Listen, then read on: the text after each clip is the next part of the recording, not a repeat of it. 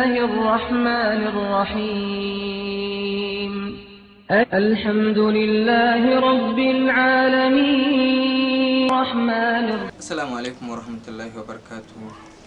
Masu kallon mu da saurare, ina gabatar muku da kaina, ni ne Malabu na Abu Mai Rufani wanda ke nan garin Maradi, insha Allah, mai bada magani akan matsala ta aljanu kuma da kingin matsaltsalu.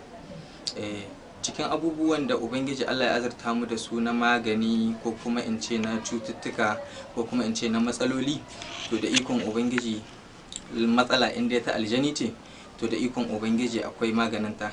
Matsala in dai kuma ta sanmu ce, ita ma akwai maganinta.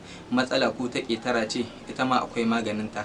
Matsala kuma in ta ƙetara uwan nan ta kai matsala irin wadda za a cewa ta sanyi ce, ko kuma matsala irin wadda za a cewa wai matsala ce irin ta kasuwanci, kenan kawai rikicewa al'amura hakan ga kasuwanci sun tsaya, ko kuma matsala irin ta buƙatuwa kan wani al'amari wanda ka jima kana neman shi lahu.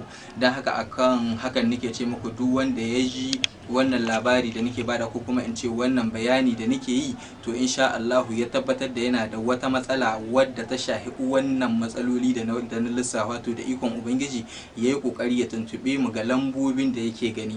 In Allah ya yarda zai samu maganin al'amuran da ke faruwa da shi da ikon Ubangiji insha Allah.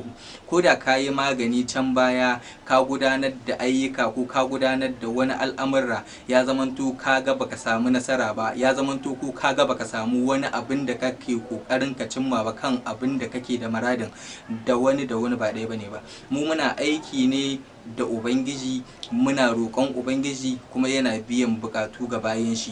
Kuma sa'annan bayan hakan muna da tallafawa wasu daga cikin manya-manyan iskokai wanda su suke tallafawa, kuma suna kai mamu kukan mu su ma ga Ubangiji, ba wai da suka zamanto azzalume su aljanna. Dan saboda kawai da cikin mutane akwai mutane wanda ɓata gari ne, masu aikata wasu abubuwa marasa kyau, masu aikata shirme tsakaninsu da Allah, bale tsakaninmu da bayi, tsakaninmu mu bayi, to su ma hakan ne. Dan saboda su ma bayi ne, dole a samu nagari cikinsu kuma a samu ɓatacci. To kuma ɓangaren al'amari wanda ya shahi lamari na sanyi, shi ma kawai da na hidi na tabbatar muku da cewa akwai maganin shi. Shi kuma sanyi in ya kasance irin na jan sanyi ne, akwai maganin shi da ikon Ubangiji, irin wanda in ka tai wajen hitsari za ka rinka kasancewa kana jin zahi wajen hituwa, hitsarin yana hituwa da jini, shi ma insha Allah akwai maganin shi. Bangaren sanyi, horin sanyi, shi ma akwai maganin shi.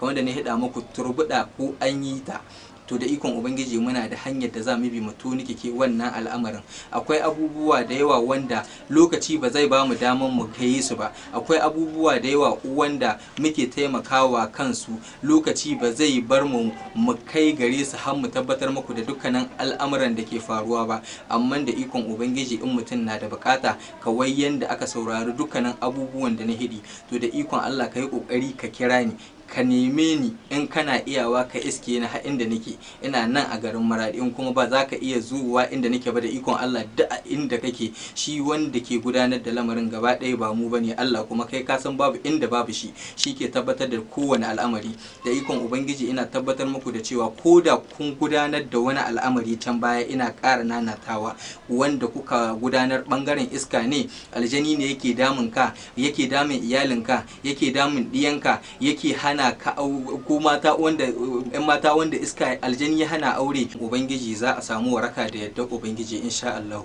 Ga wanda ke neman bayani ko kuma yake neman mu ya gane mu, muna nan ne a garin Maradi, insha Allah ya tuntube mu ga lambobin waya da kuke gani. In Allah yarda za ka same mu in ka kira mu a waya da ikon Ubangiji, kuma za a biya bukatarka da ikon Allah insha Allah.